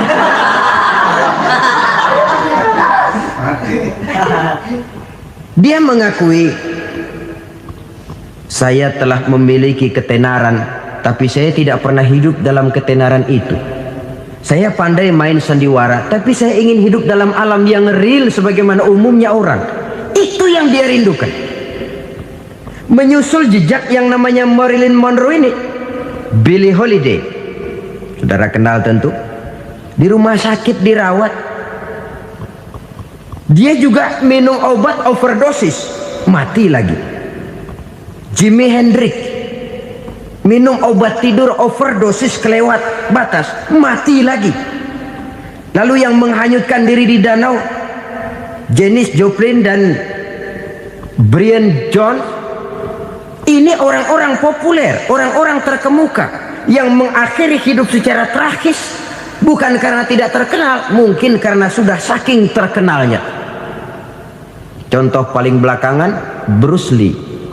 Wah, ini tukang-tukang keprok tentu kenal siapa dia. Sampai sekarang pun tabir kematiannya masih merupakan misteri. Dan yang masih hidup juga menunjukkan gejala yang aneh. Michael Jackson, rumahnya di Beverly Hills itu dijaga sedemikian rupa, dan dia selalu curiga kepada setiap makanan harus steril, bersih dari segala macam kimia. Kemana dia pergi, itu tukang-tukang keprok sudah selalu menjaga dan mengawal, dan dia seakan takut menunjukkan mukanya yang asli. Hingga kalau tampil ke tengah di luar show, dia kadang memakai pakaian yang tidak menunjukkan dia yang sebenarnya, takut dikenali orang. Ternyata popularitas sering jadi momok yang meracuni kehidupan manusia. Oleh karena itu, benarlah junjungan kita pada saat beliau mengajarkan orang akan bahagia kalau dia mempunyai hati yang lapang. Nah, sekarang masalahnya untuk mendapatkan hati yang lapang, caranya bagaimana? Kita kembali kepada konsep Quran. Allah mengajarkan, ala inna bi dzikrillahi tatmainnul qulub. Ketahuilah bahwa dengan banyak mengingat Allah, hati akan tenang, jiwa akan lapang. Dengan kata lain, dekat dengan agama, merasakan kehadiran Allah dekat dalam hidup. Itu muara pertama untuk mencapai hati yang lapang. Ala inna bi dzikrillahi tatmainnul qulub. Jangan macam orang sekarang ingin mendapatkan ketenangan lalu tapak di puncak gunung, di gua-gua, di tempat sepi. Iyalah kalau nggak ada ular. Kalau tergigit ular berbisa, ketenangan belum, mati jelas itu. Islam positif untuk mendapatkan ketenangan. Ala inna bi dzikrillahi tatmainnul qulubi. Bahwa ketahuilah bahwa dengan banyak mengingat Allah, hati akan tenang, jiwa akan lapang, nuansa pikiran akan luas. Karena yang namanya bahagia ada dimanapun manusia berada. Di kampung ada bahagia, di kota ada bahagia, di ngarai, di lembah, di gunung, di hutan, di lautan, di angkasa luar, dimanapun bahagia itu ada kalau kita bermodalkan hati yang lapang ini. Dan hati akan lapang kalau kita dekat dengan agama. Dekat dengan harta buat sementara hati mungkin tenang, tapi ketenangan yang relatif dan temporer. Apalagi orang tiap kali tambah harta, tiap kali tambah rencana. Itu wajar.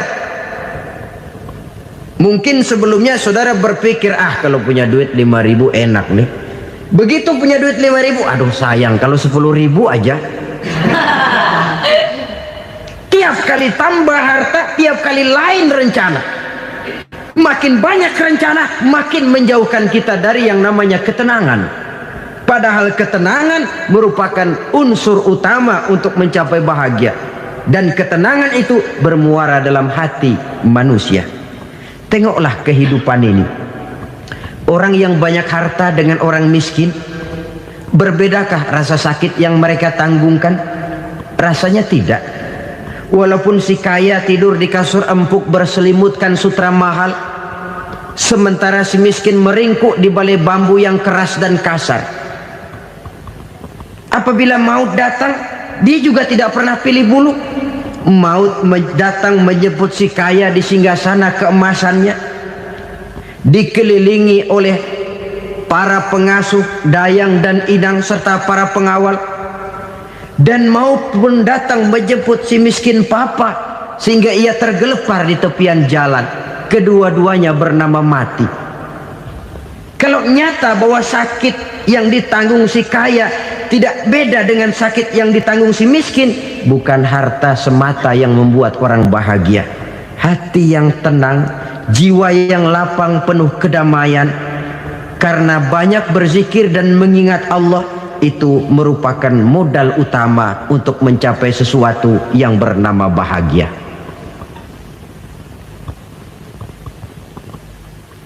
Saudara hadirin yang saya hormati, inilah yang pertama dari 4 ciri yang digambarkan oleh Nabi tentang tanda-tanda orang bahagia.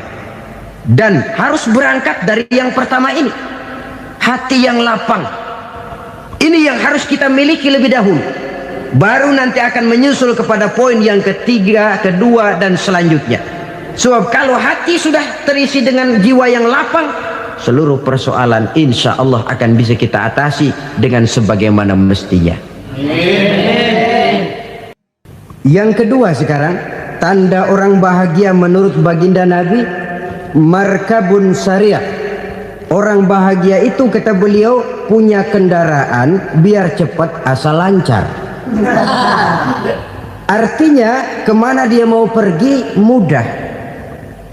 Apa maksud hadis ini? Kalau kita kaji lebih dalam, kendaraan itu kan alat transportasi. Transportasi tidak lain adalah usaha memudahkan komunikasi. Pindah dari situ kepada teori bahwa manusia adalah zon political, makhluk bermasyarakat yang tidak bisa memenuhi kebutuhan hidupnya secara sendirian. Kita memerlukan keberadaan orang lain dalam kehidupan ini.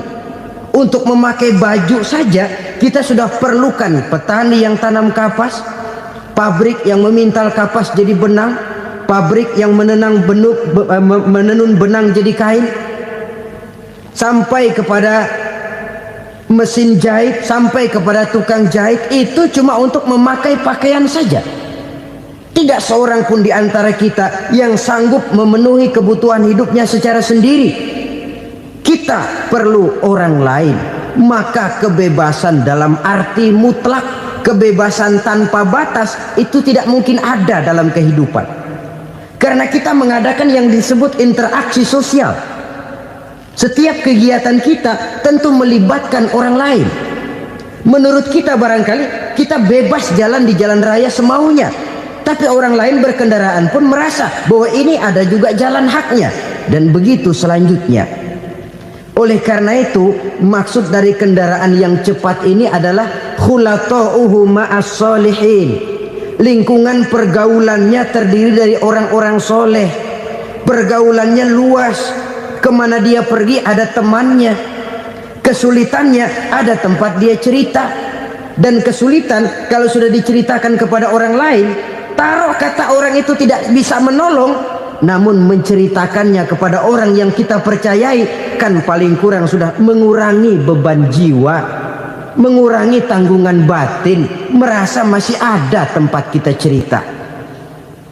Maka lebih baik orang awam yang mau bergaul ketimbang orang setengah alim tapi ngunci pintu. Sebab nantinya akan timbul sikap picik, cupik pandangan, dan tidak luas menghadapi kenyataan dalam kehidupan ini. Namun yang harus kita garis bawahi, pergaulan memang mesti luas. Namun jangan sekali-kali lupa bahwa pergaulan sangat besar pengaruhnya dalam ikut membentuk kepribadian manusia.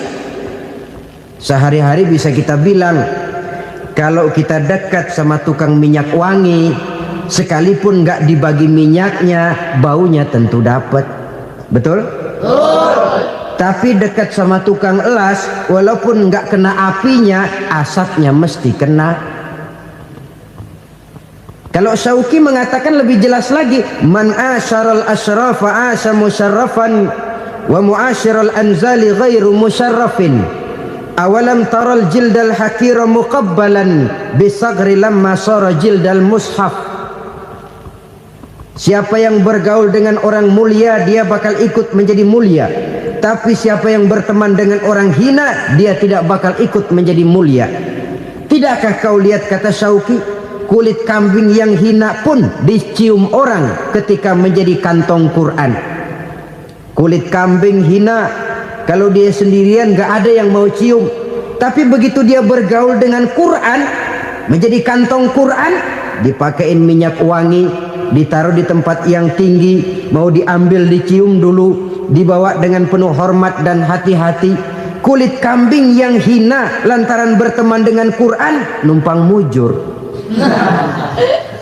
Tapi coba lihat kalau kulit kambing berteman dengan kayu, jadi beduk, habis.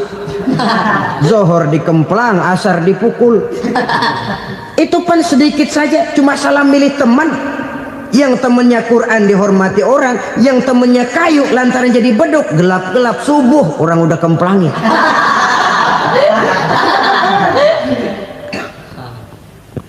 Maka terutama kepada adik-adik remaja yang masih mencari identitas diri, yang ibarat kaset masih kaset kosong, mudah diisi oleh apapun, pandai-pandailah memilih teman dalam bergaul.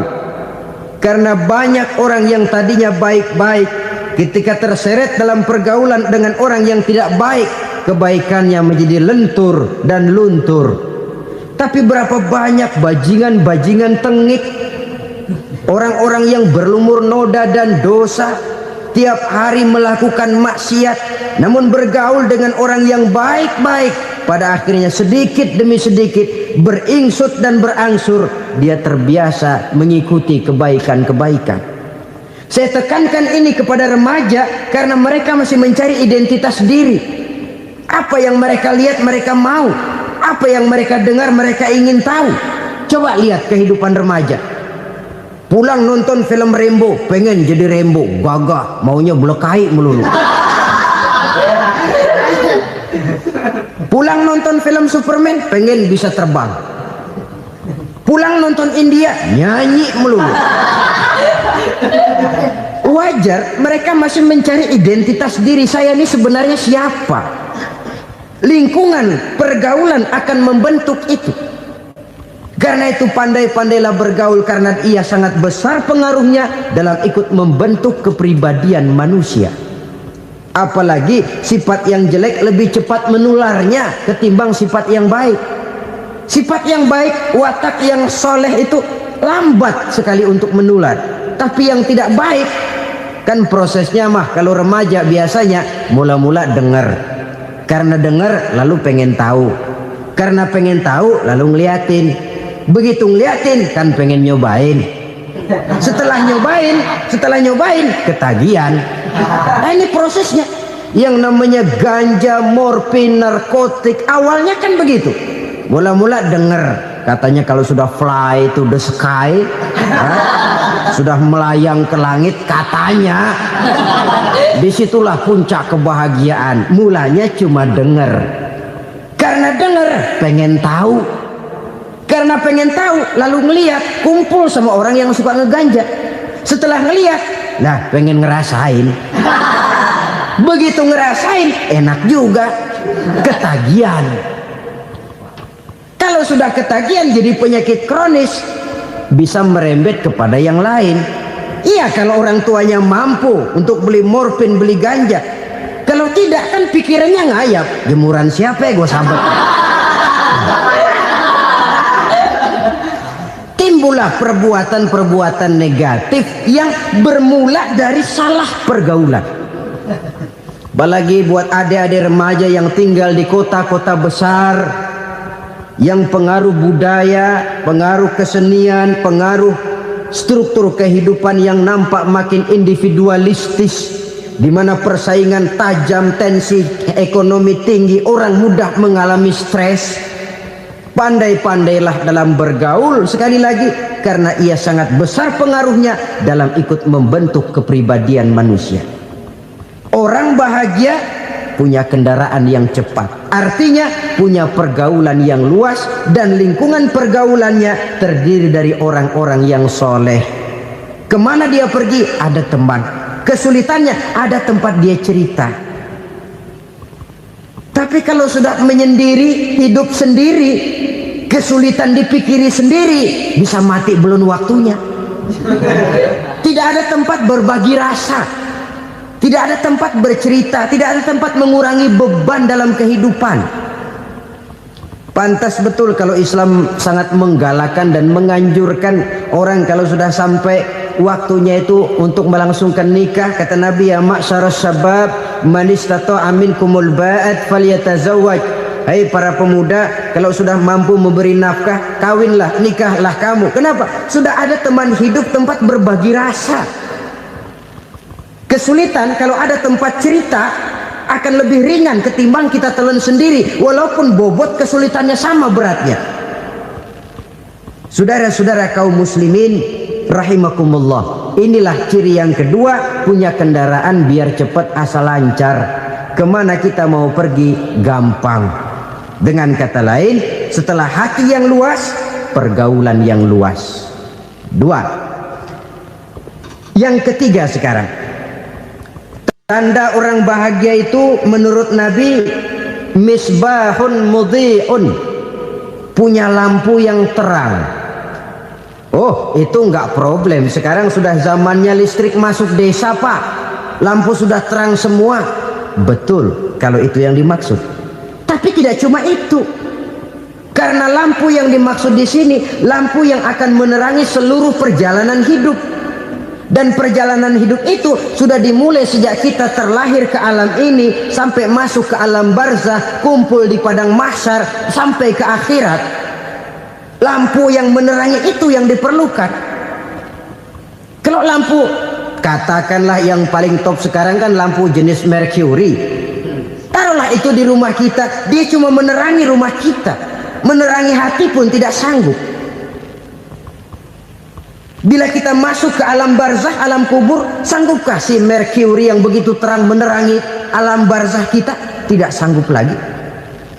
Sanggupkah lampu yang ratusan watt, bahkan puluhan ribu watt menerangi kehidupan di padang mahsyar? Tidak akan sanggup lagi.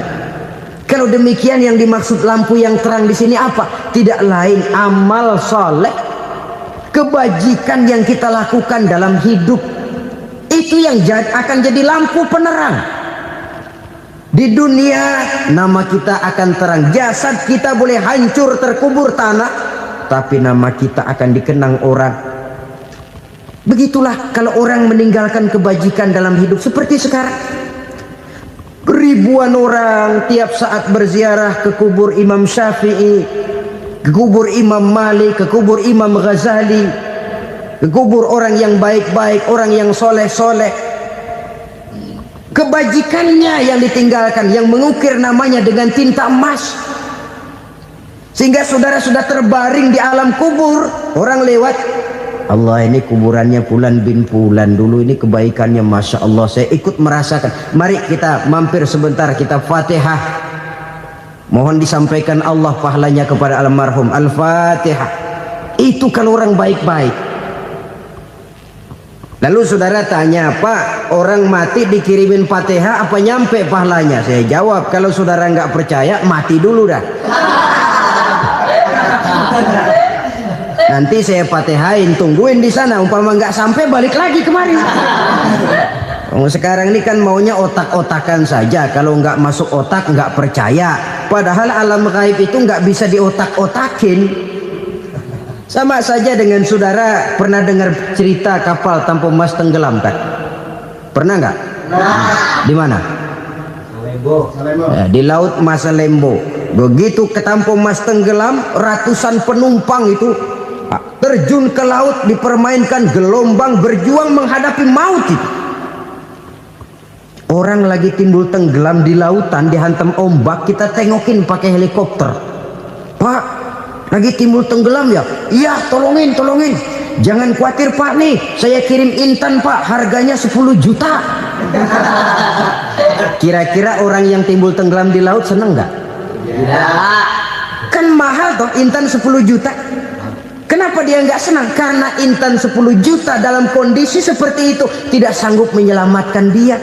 Dia akan girang kalau dikirimin ban mobil bekas, dikirimin papan terentang atau bambu. Intan yang 10 juta dia nggak girang, ban mobil bekas yang 1000 perak tuh pegang, itu yang dia girang betul. Inilah sebabnya Nabi berkata, mal mayyitu fi qabrihi illa kal ghariqil mutaghawwis. Orang yang meninggal di alam kuburnya seperti orang timbul tenggelam di lautan. Yantaziru da'watan min ahli, menunggu doa dari keluarganya yang masih hidup. Duh, bapak saya sudah meninggal, saya sayang benar sama dia. Kirimin kulkas ke kuburannya Itu sama saja dengan tadi orang tenggelam di lautan dikirimi intan yang harganya 10 juta, ndak sampai. Begitulah kalau kebajikan yang kita tinggalkan dalam hidup, sudah mati pun kubur kita masih diziarahi orang. Tapi kalau jahat yang kita tinggalkan, boro-boro lah orang mau doa lewat dekat kuburan kita juga serem. Tuh bajingan dulu mati dipendem di situ tuh. Jangan lewat situ, ntar kesurupan, jangan. Lewat saja orang ngeri. Konon lagi membacakan Fatihah dan mengirimkan doa. Hidup pada hakikatnya adalah kesempatan untuk berbuat baik. Maka sekali kesempatan itu diberikan, manfaatkan dengan sebaiknya. Sebab kesempatan kedua tidak akan pernah ada. Kesempatan berbuat baik di sini, di akhirat sudah pembalasan namanya. Sekali kesempatan itu dicabut, dia tidak akan pernah dikembalikan lagi. Kata Iqbal, hidup tidak mundur ke belakang, Bung. Berhenti diinjak orang, mundur hancur. Tidak ada kata mundur dalam hidup ini. Berhenti diinjak orang, mundur kecebur. Tidak ada kata lain, harus maju dalam kehidupan dalam artian yang positif. Hidup adalah kesempatan untuk mengumpulkan kebajikan yang sebanyak-banyaknya. Di situ nilai daripada manusia. Sekarang ini memang nggak kelihatan kok, orang yang banyak pahala sama yang banyak dosa nggak kelihatan kok. Barangkali kalau habis bikin dosa palanya pada benjol, mungkin orang takut sama dosa. Tapi sekarang sama saja, orang yang banyak dosa dengan yang nggak banyak dosa jalan bareng dari belakang, sama, nggak kelihatan beda. Tapi ada waktunya di mana pahala memegang peranan, di mana dosa diperlihatkan. Sama saja kalau kita bawa mobil siang, lampu kan nggak begitu berfungsi. Apa lalu bilang, alah ini lampu berat-beratin, copot-copotin aja dah. Tidak perlu begitu. Kenapa? Pada suatu saat malam senja akan datang.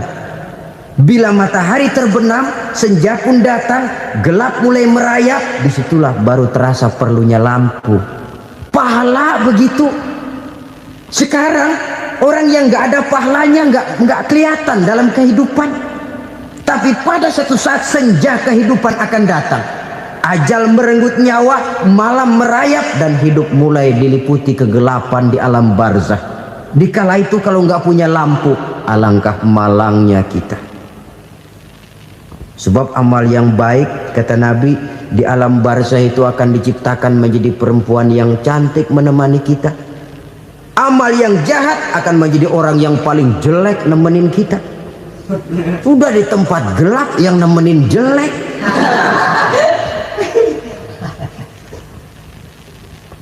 Kaum muslimin rahimakumullah. Kalau demikian masalahnya, tergantunglah kita pandai memanfaatkan waktu. Al-waktu kasayf, waktu itu cepat sekali. Yang namanya waktu itu tahu-tahu udah tahun 87, tahu-tahu udah begitu, tahu-tahu yang kemarin anak-anak sekarang udah pada punya anak. Tahu-tahu saja itu. Begitu cepat waktu berlalu. Kalau tidaklah pandai kita memanfaatkannya, akan rugi kita. Nabi bersabda, "Man kana yaumuhu khairun min amsihi fahuwa rabih." Barang siapa yang hari ini lebih baik daripada hari kemarin, itu orang untung. Hari ini lebih baik daripada kemarin. Bulan ini lebih baik dari bulan kemarin. Tahun ini lebih baik dari tahun kemarin. Itu orang yang beruntung. Tahun kemarin sembayangnya maghrib doang, sekarang udah tambah isya. Tahun kemarin cuman Idul Fitri aja ngancem bener, sekarang udah tambah Jumat, lalu tambah lagi maghrib, tambah lagi isya, dan selanjutnya. Hari ini lebih baik daripada kemarin, itu orang yang beruntung. Wa man kana yaumuhu mislu amsihi fahuwa khasir. Lalu barang siapa yang hari ini sama saja dengan hari kemarin, itu orang rugi. Hari ini sama dengan kemarin, rugi itu. Bulan ini begitu, bulan kemarin begitu, tahun ini begitu, tahun lalu juga begitu. Rugi itu orang. Rugi apa? Rugi umur. Umur tambah, amalan gak pernah tambah. Dan saya pikir lebih merupakan azab ketimbang nikmat kalau orang dikasih panjang umur cuma untuk numpuk dosa. Mending mana? Panjang umur banyak dosa sama pendek umur dikit dosa? Mending mana? Mending mana? Ya, paling mending tentu panjang umur banyak pahala. Tapi kalau tidak, sekali lagi, lebih merupakan azab ketimbang nikmat kalau orang diberikan panjang umur tapi cuma untuk sekedar menumpuk dosa. Kehilangan kesadaran bahwa dunia bukan terminal akhir dari satu perjalanan. Dia cuma halte di mana kita berhenti sebentar untuk menuju kepada terminal yang hakiki. Saudara-saudara kaum muslimin rahimakumullah, inilah lampu yang akan menerangi kehidupan. Amal yang kita lakukan di dalam kehidupan. Jadi yang dimaksud dengan lampu yang terang, kebajikan yang kita kerjakan dalam hidup. Nah, setiap orang di awal tadi saya bilang ingin bahagia. Bahagia itu kan hakikatnya kumpulan senang dan selamat. Senang, selamat. Apa bedanya? Senang tapi tidak selamat, nggak bahagia. Selamat tapi nggak senang, nggak bahagia orang. Contoh, kalau orang korupsi, duitnya banyak, senang dia, tapi keselamatannya. Ada tentara baris di samping rumahnya udah bingung, padahal tentara latihan. Tentara cuma latihan, dia bingung. Senang, tapi karena keselamatannya tidak terjamin, dia tidak bahagia. Sebaliknya pegawai negeri jujur benar, cuma segaji-gajinya, selamat nggak korupsi, tapi melarat, ya nggak bahagia juga, kurang senang. Kesenangan dan keselamatan untuk dunia saja, ya sekali lagi, kalau cuma sekedar untuk dunia saja, bisa dibeli pakai uang. Bisa dibeli pakai uang. Saudara ingin selamat, bisa dibeli pakai uang. Saudara ingin senang, bisa dibeli dengan uang. Tapi setelah mati, masuk ke alam barzah, habis kekuasaan uang. Nggak bisa lagi beli keselamatan pakai uang. Tidak mungkin lagi membeli kesenangan dengan uang. Di situ pahala yang megang peranan. Makin banyak pahala, makin banyak saham untuk membeli kesenangan dan keselamatan, untuk memperoleh yang namanya bahagia. Dan jangan lupa loh, di alam barzah kita nggak sebentar, menunggu datangnya kiamat. Loh iya, kalau kita begitu dikuburin terus kiamat datang, untung. Tapi kalau masih harus 1000, 2000, puluhan ribu tahun yang akan datang, dalam satu penantian yang begitu lama, tanpa saham untuk memperoleh kebahagiaan, satu kemalangan yang tidak ada pernah putus-putusnya. Janganlah tergelincir oleh kebahagiaan sebentar yang menipu dengan mengorbankan kebahagiaan hakiki yang berjangka panjang. Apa artinya senyum sejenak kalau harus ditebus dengan tangis seumur hidup? Biarlah kita minum jamu, pahit memang, getir memang, tapi kan besok badan sehat. Daripada sekarang minum sirup, manis memang, enak memang, tapi bibir pada jontor besoknya. Sirawan, batuk, nggak karu-karuan. Banyak orang tertipu oleh kesenangan yang sebentar, Padahal laisa kullu ma yalma'u zahaban. Belum tentu semua yang berkilat itu emas. Belum tentu semua yang gemerlap itu intan. Karena itu marilah manfaatkan kesempatan yang diberikan Allah ini untuk mengumpulkan kebajikan yang sebanyak-banyaknya. Yang terakhir sekarang, yang keempat, tanda orang bahagia kata Nabi. Zaujatun salihah. Orang bahagia itu tanda yang keempat kata Nabi, punya istri biar cakep asal taat. Sudah surga itu sudah. Cakep taat. Istri kayak gitu, kalau belum mati jangan dikuburin dulu itu. Sudah cakep taat lagi. Tapi kadang-kadang enggak, udah jelek ngadat melulu. Apa yang mau dipilih? Sebab itu Quran mengatakan istri pakaian untuk suami, suami pakaian untuk istri. Kenapa suami istri diibaratkan pakaian? Alangkah tingginya gaya bahasa Quran ini. Suami istri teman hidup, hidup perjalanan panjang. Sejak kita dalam rahim sudah ada hidup kan di sini. Sampai ke alam dunia, masuk ke alam barzah, kumpul di padang mahsyar, sampai menuju akhirat, itu perjalanan hidup. Carilah istri atau suami teman hidup yang membawa manfaat tidak hanya kehidupan di dunia ini, sampai di alam barzah, sampai di padang mahsyar. Suaminya mungkin meninggal lebih dulu atau istrinya mungkin meninggal lebih dulu. Tapi suami atau istri yang masih hidup berbuat kebajikan. Suami saya meninggal, ada hartanya, saya sedekahkan, niat pahala untuk almarhum suami saya. Ini teman hidup. Tidak dibatasi dan tidak bisa dipisahkan oleh maut sekalipun. Zohirnya mungkin pisah, badannya mungkin pisah, tapi hatinya, jiwanya, kebersamaannya dalam menghadapi kehidupan.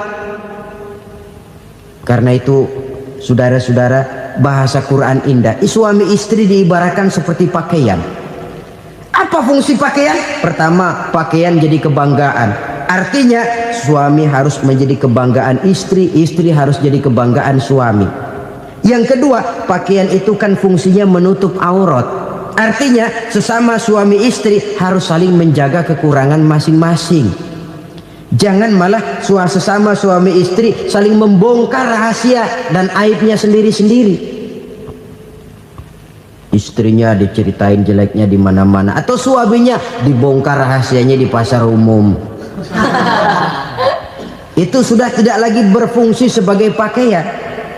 Kenapa semua ini diperlukan? Karena kita menyadari bangsa yang baik terdiri dari masyarakat yang baik. Masyarakat yang baik merupakan susunan dari warga yang baik.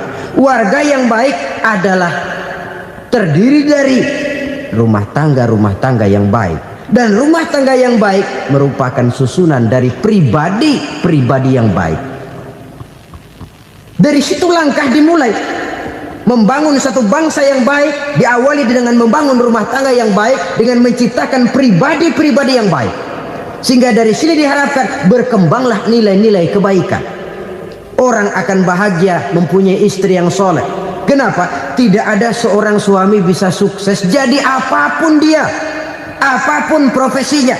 Dokter kah, kiai kah, mubalik kah, petani kah, pengusaha kah, pejabat tinggi kah. Tidak ada seorang suami yang bisa sukses tanpa peran serta istrinya. Walaupun memang peranan itu tidak begitu kelihatan, tapi sangat menentukan. Karena itu, saudara hadirin yang saya hormati, Islam sangat menghargai kaum wanita, memberikan kedudukan yang tinggi sepanjang tidak mematikan kodrat kewanitaannya.